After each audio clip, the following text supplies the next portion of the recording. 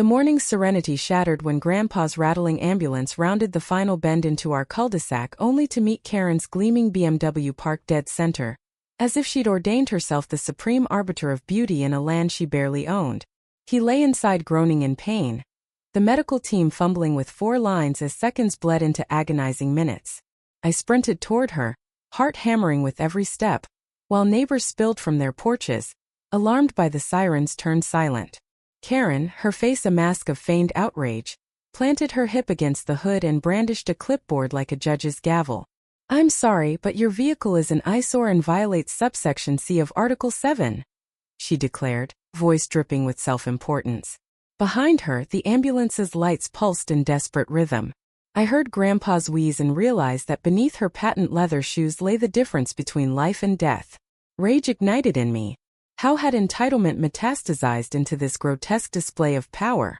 The squad cars that normally speed past our road had vanished years ago when Karen lobbied for stricter speed limits, claiming safety, yet here she stood, obstructing the very professionals meant to preserve life under the guise of community standards.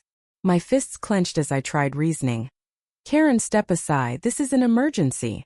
She tilted her head, eyes narrow slits of condescension. "Your grandfather's health is not my concern. We must maintain the neighborhood's aesthetic integrity." A chorus of murmurs swelled from behind my neighbors who once nodded politely now watched in horrified silence. My son, clutching my pant leg, whimpered at the injustice. My mother's tears glistened in the dawn light. I stepped forward, lowering my voice but not my resolve. "You're killing him. Move your car now." She shook her head as though possessed by a righteous specter. In that moment I remembered the countless times she'd fined Mrs. Alvarez for hanging a faded welcome flag, or threatened to tow the Johnsons' RV for being rustic. Each finicky complaint had been a warning sign of her self-appointed reign. But this was the apex of her delusion. The ambulance doors slammed closed in frustration. The paramedic pressed his stethoscope to Grandpa's chest, brow creased in dread. Seconds later he jumped out and confronted her. "Ma'am, you're endangering a patient's life. Step away." She sneered. "Prove I'm endangering him. Show me the citation." That was the breaking point. I lunged around her, yanking the keys from the ignition and tossing them onto the gravel. Her screech of outrage was drowned by the siren's return as backup units arrived at last. Karen's gasping face lit by flashing lights was the first domino to fall. The twist came when Sheriff Caldwell, the very man Karen had once sued for trimming a tree without her blessing, emerged from his cruiser. He placed a hand on her shoulder, gentle yet immovable.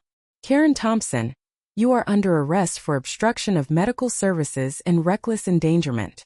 Her empire crashed as deputies cuffed her, her protests drowned by mounting evidence of her HOA tyranny. Then from the ambulance's open door, Grandpa's voice rasped, "I thought you'd never move." Relief surged through me as they loaded him inside. But just as the deputies began leading Karen away, a convoy of outraged homeowners roared down the lane in tractors, pickup trucks, and even bicycles trumpeting homemade banners. "No more Karen rules and freedom over fines." Old Mrs. Alvarez, clutching a faded flag, rode her mobility scooter at the head of the parade, her eyes blazing with reclaimed dignity. It was uncanny how the character she forced into hiding had emerged victorious through solidarity.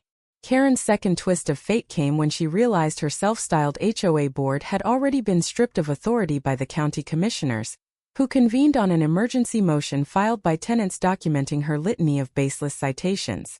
The very bylaws she wielded as swords collapsed into confetti as each page was declared null and void.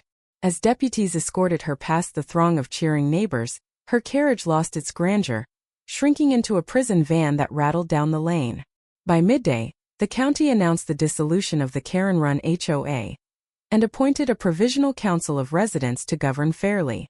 In the aftermath, our community gathered under the oak by the cul-de-sac entrance for an impromptu celebration.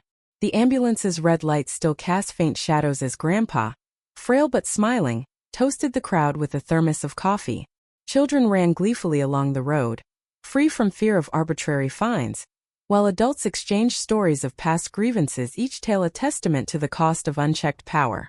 I stood beside my family, rare tears sliding down my cheeks, as neighbors hoisted planks and paint cans to repaint signage that once bore Karen's heavy hand. We replaced her stern warnings with messages of welcome, neighbors together, and safety first. The final scene was not of vengeance but of renewal, of a fractured community reforged in kindness and mutual respect. As the sun dipped behind the pines, I lifted my son onto my shoulders and faced the gathering voice, steady but brimming with emotion. Today we proved that when injustice stands in our path, solidarity moves us forward. And as the tractor parade wound down the lane, greetings and laughter weaving through the air like wind chimes, life in our little community began stitching itself back together.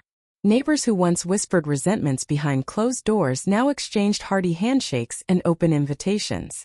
The battered wooden sign that read, "Respect the rules or lose your life," was replaced overnight hand-painted boards proclaiming community over codes, stood sentinel at each driveway, symbols of unity rather than tyranny. Inside the cabin, walls that had once felt like a fortress against intrusion now felt like a sanctuary of shared triumph. My son, eyes bright with the excitement of being part of something larger than himself, pressed small palms against the windowsill, watching families reunite and children chase loose pine cones along the road where life had brimmed with dread just hours before.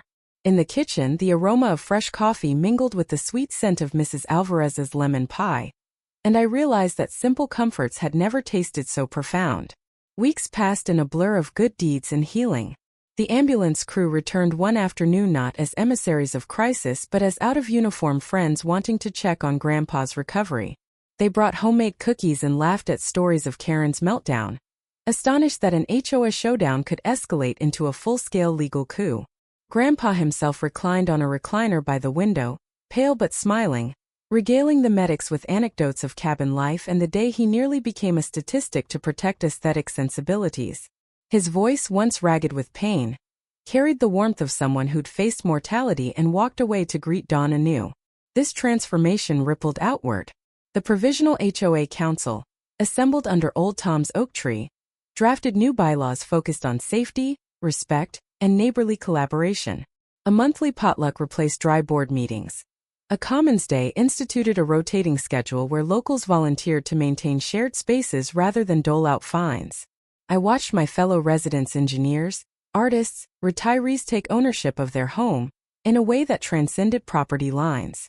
They brought seedlings to plant along the shoulder of the road, repainted mile markers with bright murals, and set up a free little library where dozens of books swapped hands each sunrise. In the midst of this renaissance, I found my own purpose rekindled. What began as a simple desire for privacy had blossomed into a commitment to community empowerment. With Old Tom's blessing, I formalized plans for a nonprofit workshop series, Guardians of the Green, teaching basic life-saving techniques, property rights literacy, and conflict resolution. My son, now a junior ambassador, drew posters depicting heroic moments. A silhouette of a father shielding his child, paramedics rushing past a halted car, a crowd rising in solidarity. Those posters lined the cabin walls, testaments not only to our ordeal, but to the promise that knowledge and unity could dismantle any fortress of oppression. Then came the unexpected twist: an invitation to speak at a regional homeowners conference. Organizers who'd heard our story wanted first-hand testimony.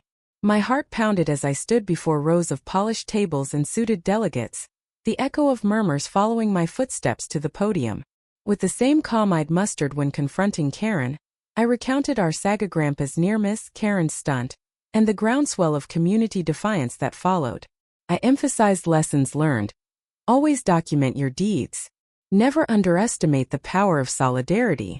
And above all, remember that the health and safety of your neighbors outweigh any cosmetic ideal. Questions poured in, and I answered each with humility and conviction, aware that our cabin clearing had become a beacon for communities everywhere. By the time I left the stage, handshakes and tears welcomed me in equal measure. Back at home, the cabin felt both unchanged and utterly new. The hum of everyday routines, coffee brewing, rain tapping on window panes, crackling logs in the stove wove through my thoughts, a lullaby of normalcy earned. My son and I sat on the porch one evening, the horizon ablaze with the last rays of a summer sunset, and he asked, "Dad, will there always be a Karen somewhere?" I pondered the question as the cicadas chirped their twilight song. "Perhaps," I replied, voice soft yet certain. "But as long as we stand together, no Karen can stop an ambulance or silence the voice of a community united." He nodded, eyes reflecting the fiery sky, and I felt the weight of